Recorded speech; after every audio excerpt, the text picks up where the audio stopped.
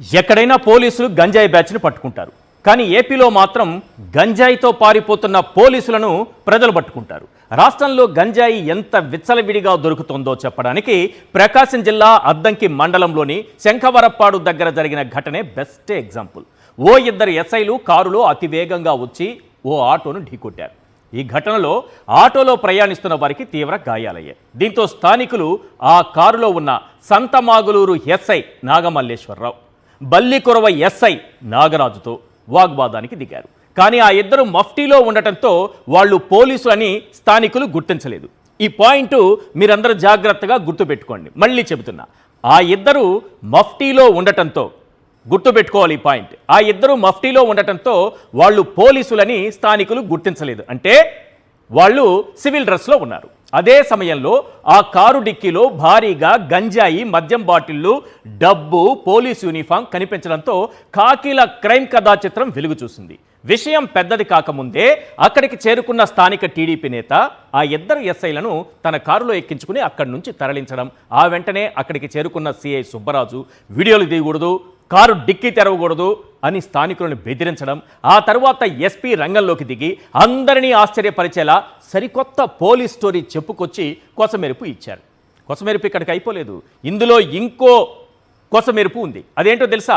ఆ ఇద్దరు ఎస్ఐలను పట్టుకున్న గ్రామస్తులపైనే కేసు పెట్టాలని ఆ ఇద్దరు ఎస్ఐలే కంప్లైంట్ ఇచ్చారు. అయినా పోలీసులే గంజాయితో దొరికిపోవడం ఏంటని కూటమికి ఓటేసిన మొహంతో అమాయకంగా ప్రశ్నించకండి. వాళ్ళ కోపం వస్తే బూడిద కూడా లేకుండా చేస్తారు. సాధారణంగా గంజాయిలో సటివా, ఇండికా, రొడరాలిస్ ఇలాంటి రకాలు ఉంటాయి. కాకపోతే ఏపీలో విచ్చలవిడిగా దొరుకుతున్న బ్రాండ్ మాత్రం పక్కాగా ఎన్ బ్రాండ్ అనే వాదన బలంగా వినిపిస్తోంది. అయినా ఏ బ్రాండ్ అయితే మనకెందుకు వాయించుకోవడానికి? ఇక్కడ ఒక్క విషయం, చాలా ప్రధానమైన విషయం, ఈ బ్రాండ్ల విషయం పక్కన పెట్టి ఈ పోలీసులు, ఈ ఎస్ఐలు ఇద్దరు పట్టుబడ్డారు కదా, వాళ్ళు ఒక కంప్లైంట్ ఇచ్చారు సార్. ఆ కంప్లైంట్లో ఏం జరిగిందని ఒక కథ రాసుకుంటూ వచ్చారు.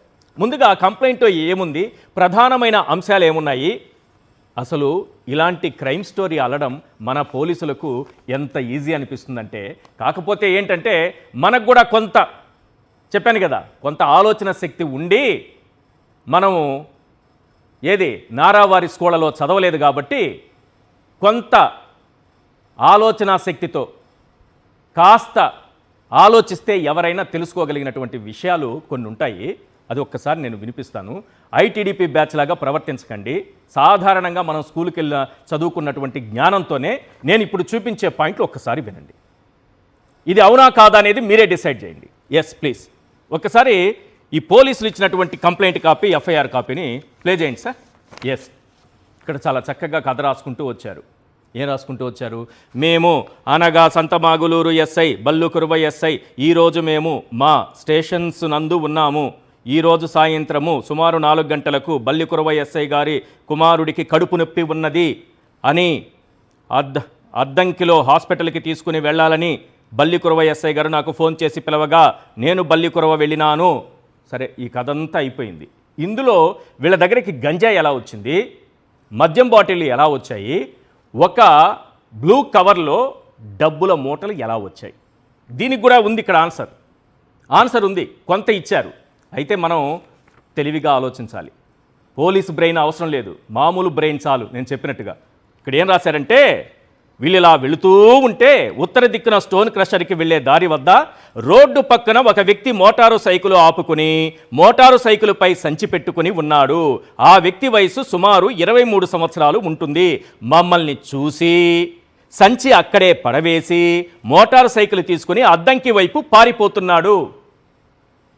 అంటే వీళ్ళు కారులో వస్తుంటే ఒక వ్యక్తి ఒక బైక్ మీద ఒక మూట పెట్టుకుని ఉన్నాడు.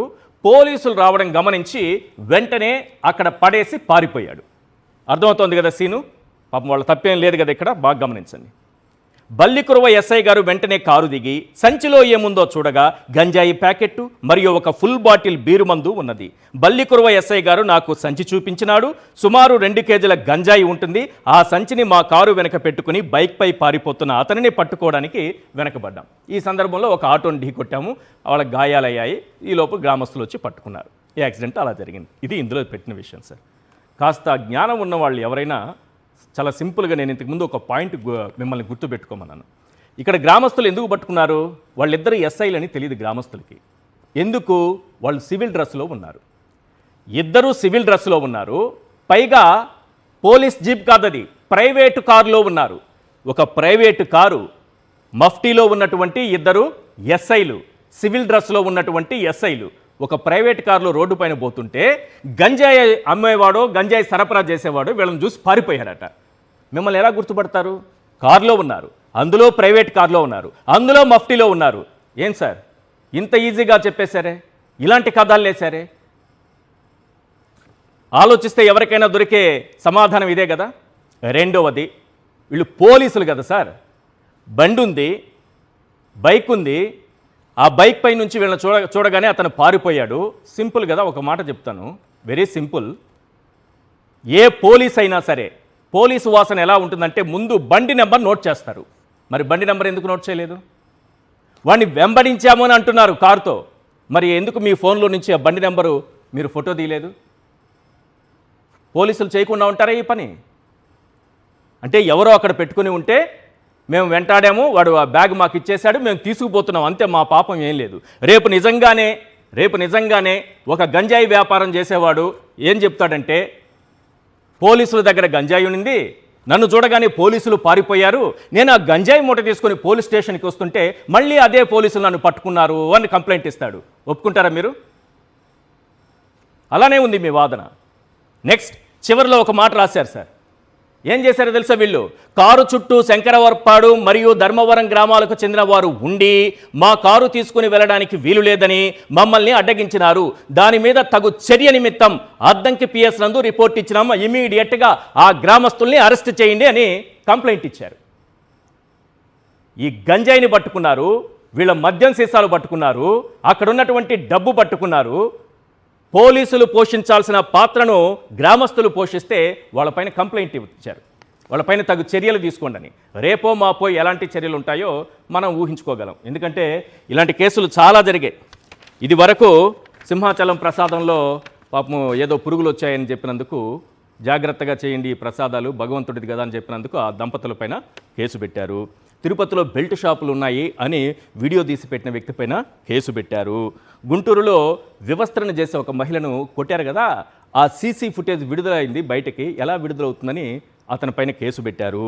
విరూపాక్షి వైఎస్ఆర్సీపీ ఎమ్మెల్యే, ఎగ్జాంపుల్స్ చెప్తున్నా, పెళ్ళాం బట్టలు అతనే చింపుకొని అతని పైన కేసు పెట్టారు, అతన్ని తీసుకెళ్ళి జైల్లో పెట్టారు.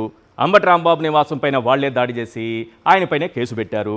జోగి రమేష్ గారి ఇంటిపైన దాడి చేసి ఆయనే చేయించుకున్నారని చెప్పారు. ఇది ఎగ్జాంపుల్స్. ఒకసారి కొన్ని ప్రశ్నలు ఉన్నాయి, వీటికి సమాధానం లభిస్తే ఈ కేసుకు సంబంధించి పూర్తి సమాధానం, అసలు ఎంక్వైరీ ఎలా జరగాలి అనేది తెలుస్తుంది. అంతకంటే ముందు అత్యంత ప్రధానమైంది, ఆ తర్వాత గాయపడ్డ మహిళ పోలీస్ స్టేషన్లో కంప్లైంట్ ఇచ్చింది. ఇందులో నిందితులుగా ఎవరిని చేర్చారో తెలుసా సార్? పోలీసులు చూడండి ఎంత చక్కగా రాశారు. పట్టుబడింది మన ఇద్దరు ఎస్ఐలే కదా, వాళ్ళ పేర్లు ఎక్కడా లేవు సార్. ఏం రాశారంటే ఇందులో ఎవరయ్యా పట్టుబడిందంటే నేమ్ డ్రైవర్ ఆఫ్ కార్, ఇంతే. వీళ్ళు పట్టుబడింది, వాళ్ళకి ఒక పేరు లేదు, ఊరు లేదు, ఏమీ లేదు, పట్టుబడింది డ్రైవర్ ఆఫ్ కార్. ఆ డ్రైవర్ ఆఫ్ కార్ ఎవరు సార్? పేరుండదా, ఊరుండదా, ఏమీ లేదు, డ్రైవర్ ఆఫ్ కార్. అక్కడికి అయిపోయింది. ఫాదర్ నేమ్ లేదు, హస్బెండ్ నేమ్ లేదు, క్యాస్ట్ లేదు, జెండర్ లేదు, మేల్ అని పెట్టారు. ఎట్లో పోన్లే, ఆ పని మంచి పని చేశారు. కొన్ని ప్రశ్నలు ఉన్నాయి ఈ కేసుకు సంబంధించి, చాలా కీలకమైనవి. వాటికి ఆన్సర్ దొరికితే అసలు విచారణే పూర్తయిపోయినట్టే. ఫస్ట్, ప్రైవేట్ కారులో వెళ్తూ సివిల్ డ్రెస్లో ఉన్న పోలీసులను బైక్పై ఉన్న వ్యక్తి ఎలా గుర్తుపట్టాడు? కామన్గా అందరికీ వచ్చేటటువంటి క్వశ్చన్ ఇదే. ప్రైవేట్ కారు, సివిల్ డ్రెస్, వీళ్ళని చూసి వాడు పారిపోయాడట. ఆ బైక్ నెంబర్ పోలీసులు ఎందుకు నోట్ చేయలేదు? కనీసం ఫోటో కూడా ఎందుకు తెలియదు? కారులో ఉన్న పోలీసులేమో మఫ్టీలో ఉంటారు, డిక్కీలో యూనిఫామ్ ఉంటుంది. ఏంటి విచిత్రం? అదే మన విచిత్రం. కారు లోపల డిక్కీలో మద్యం బాటిల్ ఉంటే ఆ ఇద్దరు ఎస్ఐలకు బ్రీత్ అనలైజర్ టెస్ట్ ఎందుకు చేయలేదు? వాళ్ళు తాగారా లేదా అని ఎలా నిర్ధారించారు? తాగలేదని చెప్తున్నారు కదా. బ్రీత్ అనలైజర్ టెస్ట్ చేశారా? ఇంకా ఏవో టెస్టులు చేస్తారు కదా, హాస్పిటల్కి తీసుకెళ్ళి, ఏమైనా చేశారా? లేదు. కారు లోపల అయిపోయింది. గ్రానైట్ మాఫియా ఇచ్చిన పార్టీకి ఆ ఇద్దరు ఎస్ఐలు హాజరయ్యారా లేదా అని ఎందుకు నిర్ధారించలేదు? నెక్స్ట్, కారు డిక్కీలో బ్లూ బ్యాగ్లో ఉన్న డబ్బు ఎవరిది? గ్రానైట్ మాఫియా నుంచి గిఫ్ట్గా తీసుకున్నదేనా? ఘటనా స్థలం నుంచి స్థానిక టీడీపీ నేత కారులోనే ఆ ఇద్దరు ఎస్ఐలు సేఫ్గా జారుకున్నారా? కారు డిక్కీలో గంజాయి మద్యం డబ్బు ఉందని సీఐకి ముందే తెలుసా? అందుకే అది ఓపెన్ చేయకుండా ఆయన వచ్చి అడ్డుపడ్డారా? పొట్టేళ్లు కోసి పార్టీ చేసుకున్న విషయంపై వంట వాళ్ళ ఆడియో సోషల్ మీడియాలో వైరల్ అవుతున్నది నిజం కాదా? గ్రానైట్ మాఫియా నుంచి డబ్బు గంజాయి తీసుకున్న ఆ ఖాకీల గుంపును కాపాడుతున్నది వెన్నుపోటు పార్టీయేనా? ఇదే అంశంపైన చర్చిద్దాం.